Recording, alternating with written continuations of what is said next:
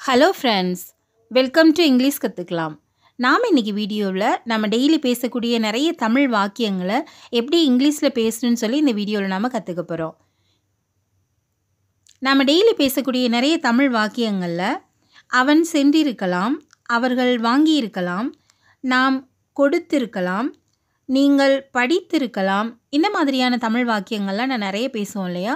So இந்த மாதிரியான தமிழ் வாக்கியங்களை எப்படி நம்ம இங்கிலீஷில் பேசணும்னு சொல்லி இந்த வீடியோவில் நம்ம கற்றுக்கலாம். இந்த சேனல் இப்போ தான் நீங்கள் ஃபர்ஸ்ட் டைம் பார்க்குறீங்கன்னா சப்ஸ்கிரைப் பண்ணி பாருங்கள். வீடியோ உங்களுக்கு யூஸ்ஃபுல்லாக இருந்தால் லைக் பண்ணுங்கள், உங்களோட ஃப்ரெண்ட்ஸ்க்கு நீங்கள் ஷேர் பண்ணுங்கள். இந்த வீடியோ உங்களுக்கு ரொம்ப ரொம்ப யூஸ்ஃபுல்லான வீடியோவாக இருக்கும். ஸோ வீடியோ ஸ்கிப் பண்ணாமல் எல்லா தமிழ் வாக்கியங்களையும் நீங்கள் இங்கிலீஷில் ப்ராப்பராக கற்றுக்கோங்க. இந்த வீடியோவில் நம்ம பார்க்க போகிற ஃபர்ஸ்ட் சென்டென்ஸ் என்ன அப்படின்னா, அவன் சென்றிருக்கலாம். அவன் சென்றிருக்கலாம். இது எப்படி சொல்லணும் அப்படின்னா, he might have gone. he might have gone. அவன் சென்றிருக்கலாம். நெக்ஸ்ட் ஒன், அவள் எடுத்திருக்கலாம். அவள் எடுத்திருக்கலாம். இது எப்படி சொல்லணும் இங்கிலீஷில் அப்படின்னா, she might have taken it. she might have taken it. அவள் எடுத்திருக்கலாம். நெக்ஸ்ட் ஒன், அவர்கள் வாங்கியிருக்கலாம். அவர்கள் வாங்கியிருக்கலாம். இதை எப்படி சொல்லணும் இங்கிலீஷில் அப்படின்னா, they might have bought it. they might have bought it. அவர்கள் வாங்கியிருக்கலாம். நெக்ஸ்ட் ஒன், நாம் கொடுத்திருக்கலாம். நாம் கொடுத்திருக்கலாம் அல்லது நாங்கள் கொடுத்திருக்கலாம். இதை எப்படி சொல்லணும் இங்கிலீஷில் அப்படின்னா, we might have given. we might have given. நாம் கொடுத்திருக்கலாம். நெக்ஸ்ட் ஒன், நீ படித்திருக்கலாம். நீ படித்திருக்கலாம் அல்லது நீங்கள் படித்திருக்கலாம். இதை எப்படி சொல்லணும் இங்கிலீஷில் அப்படின்னா, you might have studied. you might have studied. நீ படித்திருக்கலாம். நெக்ஸ்ட் ஒன், அவன் செய்திருக்கலாம். அவன் செய்திருக்கலாம். இதை எப்படி சொல்லணும் இங்கிலீஷில் அப்படின்னா, he might have done. he might have done. அவன் செய்திருக்கலாம். நெக்ஸ்ட் ஒன், அவன் என்னுடன் வந்திருக்கலாம். அவன் என்னுடன் வந்திருக்கலாம். இதை எப்படி சொல்லணும் அப்படின்னா, he might have come with me. he might have come with me. அவன் என்னுடன் வந்திருக்கலாம். என்னுடன் அப்படின்னு சொல்கிறதுக்கு with me. அவன் என்னுடன் வந்திருக்கலாம் அப்படின்னு சொல்கிறதுக்கு he might have come with me.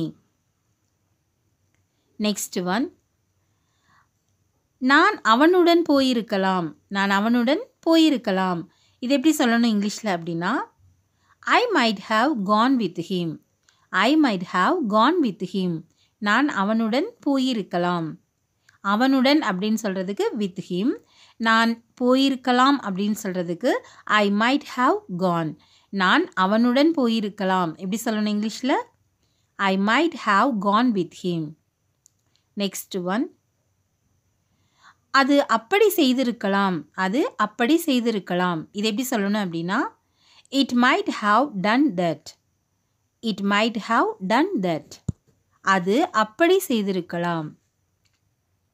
Next one, அவள் அவனுடன் சாப்பிட்டிருக்கலாம். அவள் அவனுடன் சாப்பிட்டிருக்கலாம். இது எப்படி சொல்லணும் இங்கிலீஷில் அப்படின்னா, she might have eaten with him. she might have eaten with him. அவள் அவனுடன் சாப்பிட்டிருக்கலாம். அவனுடன் அப்படின்னு சொல்கிறதுக்கு with him. அவள் சாப்பிட்டிருக்கலாம் அப்படின்னு சொல்கிறதுக்கு she might have eaten. அவள் அவனுடன் சாப்பிட்டிருக்கலாம். இது எப்படி சொல்லணும் இங்கிலீஷில், she might have eaten with him. Next one, அவர்கள் நேற்று வந்திருக்கலாம். அவர்கள் நேற்று வந்திருக்கலாம். இது எப்படி சொல்லணும் இங்கிலீஷில் அப்படின்னா, they might have arrived yesterday. they might have arrived yesterday. அவர்கள் நேற்று வந்திருக்கலாம். நெக்ஸ்ட் ஒன், நீங்கள் விளையாடி இருக்கலாம். நீங்கள் விளையாடி இருக்கலாம். இது எப்படி சொல்லலாம் அப்படின்னா, you might have played. you might have played. நீங்கள் விளையாடி இருக்கலாம். நெக்ஸ்ட் ஒன், நீங்கள் படித்திருக்கலாம். நீங்கள் படித்திருக்கலாம். இது எப்படி சொல்லணும் இங்கிலீஷில் அப்படின்னா, you might have studied. You might have studied. நீங்கள் படித்திருக்கலாம். Next one. அவர்கள் சேர்ந்து சாப்பிட்டு இருக்கலாம். அவர்கள் சேர்ந்து சாப்பிட்டு இருக்கலாம். இது எப்படி சொல்லணும் அப்படின்னா they might have eaten together. They might have eaten together. Together அப்படின்னா சேர்ந்து அப்படின்னு அர்த்தம். அவர்கள் சேர்ந்து சாப்பிட்டு இருக்கலாம். இது எப்படி சொல்லணும் அப்படின்னா they might have eaten together. Next one. எனக்காக செய்திருக்கலாம். எனக்காக செய்திருக்கலாம். இது எப்படி சொல்லணும் இங்கிலீஷில் அப்படின்னா might have done it for me. Might have done it for me. எனக்காக செய்திருக்கலாம். எனக்காக அப்படின்னு சொல்கிறதுக்கு for me. எனக்காக செய்திருக்கலாம் அப்படின்னு சொல்கிறதுக்கு might have done it for me. Next one. அவள் உனக்காக வாங்கி இருக்கலாம். அவள் உனக்காக வாங்கி இருக்கலாம். இதை எப்படி சொல்லணும் அப்படின்னா she might have bought it for you. She might have bought it for you. அவள் உனக்காக வாங்கி இருக்கலாம். உனக்காக அப்படின்னு சொல்கிறதுக்கு for you. அவள் வாங்கி இருக்கலாம் அப்படின்னு சொல்கிறதுக்கு she might have bought it. So அவள் உனக்காக வாங்கி இருக்கலாம். இது எப்படி சொல்லணும் இங்கிலீஷில் she might have bought it for you. Next one. நமக்காக கொடுத்திருக்கலாம். நமக்காக கொடுத்திருக்கலாம். இது எப்படி சொல்லணும் அப்படின்னா might have given it for us. Might have given it for us. நமக்காக கொடுத்திருக்கலாம். Next one. அவன் தொலைத்திருக்கலாம். அவன் தொலைத்து இருக்கலாம். இது எப்படி சொல்லணும் இங்கிலீஷில் அப்படின்னா he might have lost it. He might have lost it. அவன் தொலைத்திருக்கலாம். Next one. அவள் கேட்டிருக்கலாம். அவள் கேட்டிருக்கலாம். இது எப்படி சொல்லணும் அப்படின்னா she might have asked. She might have asked. அவள் கேட்டிருக்கலாம். Next one. அவர்கள் சொல்லி இருக்கலாம். அவர்கள் சொல்லி இருக்கலாம். இது எப்படி சொல்லணும் இங்கிலீஷில் அப்படின்னா they might have said. They might have said. அவர்கள் சொல்லி இருக்கலாம். Next one. நீங்கள் தேடி இருக்கலாம். நீங்கள் தேடி இருக்கலாம். இது எப்படி சொல்லணும் அப்படின்னா you might have searched for it. You might have searched for it. நீங்கள் தேடி இருக்கலாம். Next one. நாங்கள் கண்டுபிடித்திருக்கலாம். நாங்கள் கண்டுபிடித்து இருக்கலாம். இது எப்படி சொல்லணும் இங்கிலீஷில் அப்படின்னா we might have found out. We might have found out. நாங்கள் கண்டுபிடித்திருக்கலாம்.